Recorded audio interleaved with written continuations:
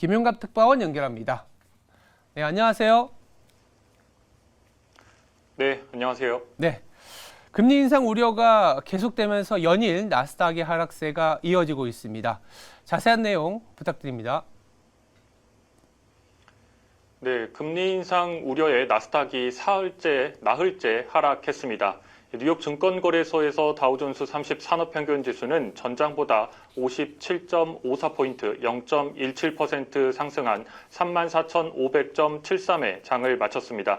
S&P 500 지수는 전장보다 14.34포인트, 0.32% 하락한 4,451.14에 기술 중심의 나스닥 지수는 전장보다 123.64포인트, 0.89% 하락한 13,748.83의 장을 마감했습니다. S&P 500은 3거래일 연속, 나스닥은 4거래일 연속 하락했습니다. 금리 인상 우려에 기술주들이 상승분을 돌려놓고 있습니다. 엔비디아가 1.74% 하락했고 AMD의 주가도 2.46% 하락했습니다. 중국 리스크가 불거진 애플의 주가 역시 전일 3.58% 하락에 이어서 이날도 2.92% 하락했습니다. 경제지표 가운데에서는 신규 실업수당 청구 건수가 예상보다 적게 나오면서 노동시장이 여전히 탄탄하다는 점이 시장의 부담으로 작용했습니다. 이 같은 노동시장의 분위기는 연준의 금리 인상의 근거가 될 수 있기 때문인데요. 구체적인 지표를 보면 미국의 주간 신규 실업수당 청구 건수는 2월 이후 최저 수준으로 하락했습니다. 미 노동부는 지난주 일주일간 실업수당 신청 건수가 21만 6천 건이라고 발표했습니다. 직전주와 비교하면 13,000건 감소한 수치입니다. 당초 시장에서는 실업수당 청구 건수로 23만 3천 건을 예상했는데 실제로는 이보다 더 낮은 21만 6천 건으로 집계가 된 겁니다. 주간을 기준으로 보면 실업수당을 신청하는 사람이 더 줄었다는 의미입니다. 지난주 고용지표에서 보듯이 미국의 노동시장이 진정되고 있지만 이번 실업수당 청구 건수를 보면 이 줄어들었다는 측면에서 보면 여전히 탄탄한 고용을 보여주고 있다는 측면도 알 수 있습니다. 변동성이 덜한 4주간 평균으로 실업수당 청구 건수를 보면 22만 9천 건을 기록했습니다. 이는 전주 대비해서 8,500건 감소한 규모입니다. 지난달 26일을 기준으로 실업수당을 받는 사람을 의미하는 계속 실업수당 청구는 168만 건으로 집계됐습니다. 이는 전주와 비교하면 약 4만 명 감소한 수치인데 7월 이후 가장 낮은 수준이기도 합니다. 이 같은 탄탄한 고용과 제한적인 해고로 인해서 소비자들은 소비 여력이 생기고 있는데 이는 미국 경기 침체에 대한 낙관론으로 이어질 수 있습니다. 옥스퍼드 이코노믹스의 낸시 밴든 호튼 미국 수석 이코노미스트는 이번 데이터는 노동시장의 여건이 진정되고 있지만 노동시장은 여전히 타이트하다는 것을 의미하고 있다고 분석했습니다. 블룸버그는 최근 노동시장의 둔화가 광범위한 해고를 일으킬 정도라기보다는 선별적으로 이루어지고 있다고 평가하기도 했습니다. 실제로 기업의 사례에서도 이와 유사한 움직임을 확인해 볼 수 있는데요. 오늘 월스트리트 저널이 월마트에 관련해서 단독 보도를 하나 했습니다. 월마트가 신규 직원 초봉 삭감을 단행했다는 건데요. 이에 따르면 미국의 최대 유통사인 월마트는 임금 구조 개편을 통해서 신규 직원은 해당 매장에서 가장 낮은 시간당 임금을 받도록 했습니다.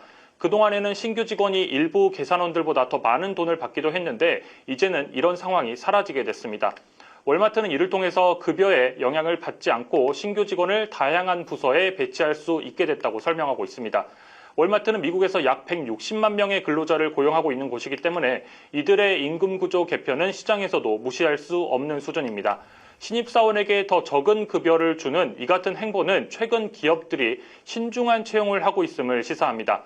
동시에 기업이 해고 대신 임금을 삭감하게 되면 결과적으로 실업수당 청구 건수가 줄 수 있다는 의미이기도 합니다. 네, 한편 애플 얘기를 좀 해봐야겠습니다. 어제에 이어서 오늘도 급락세를 이어갔습니다. 바로 중국에서 아이폰 금지령이 내려졌기 때문인데요. 현재 어떤 상황일까요? 네, 중국의 아이폰 금지령 확산 가능성에 대한 우려가 커지고 있습니다. 애플의 주가가 이틀 연속 하락세를 보였습니다. 애플의 시가총액은 이틀 만에 약 2천억 달러가 증발했습니다. 그 배경은 애플의 중국 시장 공략에 빨간불이 켜졌기 때문인데요. 블룸버그 등에 따르면 중국은 정부 지원 기관과 공무원들에게 아이폰 등 외국산 스마트폰 사용을 금지했습니다. 특히나 이번 조치가 더 부담스러운 점은 애플이 오는 12일에 최신 스마트폰인 아이폰 15를 출시한다는 겁니다. 중국의 아이폰 금지령은 국영 기업을 넘어서 관련 규제 기관들까지 광범위하게 퍼진 것으로 알려졌습니다. 이번 조치는 미국 정부와의 갈등에서 비롯된 것으로 해석되고 있습니다. 중국의 화웨이를 향한 미국의 제재와 미국에서의 틱톡 사용 금지 등에 대한 반격이라는 겁니다. 중국 정부의 기조가 강화될 경우 중국에 의존하고 있는 미국의 대형 테크주들에도 영향을 받을 수 있게 됩니다. 미국과 중국은 상대국에 정보가 유출될 수 있다는 이유로 이 같은 조치를 취하고 있습니다. 이번 제한 조치는 중국 정부가 공개적으로 발표한 것은 아닙니다. 하지만 미국과 중국의 국제적 긴장이 애플 제품에 휘말릴 수 있다는 우려가 이어지고 있습니다. 당장 애플의 피해는 적지 않을 것으로 보이는데요. 중국은 애플의 입장에서 미국과 유럽에 이은 세 번째로 큰 시장입니다. 애플의 전체 매출 가운데 중국이 차지하는 비중은 무려 19%에 달합니다. 애플의 성장세를 봐서도 굉장히 성장세가 빠른 지역인데요. 이 애플은 지난 2분기에 중화권에서 매출이 연간 8% 성장한 바 있습니다. 또 중국의 대부분은 애플 제품이 조립되는 곳이기도 합니다. 또 번스타인의 애널리스트 토니 사코나기는 모든 공무원에 대한 아이폰 사용 금지로 중국에서 아이폰 판매량이 최대 5% 감소할 수 있다면서 이번 조치가 만약 일반 시민들에게도 중국 전자제품을 써야 한다는 신호로 받아들여진다면 애플의 진정한 위협이 될 수 있다고 분석하기도 했습니다. 보시는 것처럼 미중 갈등의 영향이 주요 기업들에게까지 이어지고 있습니다. 지금까지 뉴욕에서 매일경제TV 김용갑입니다. 네,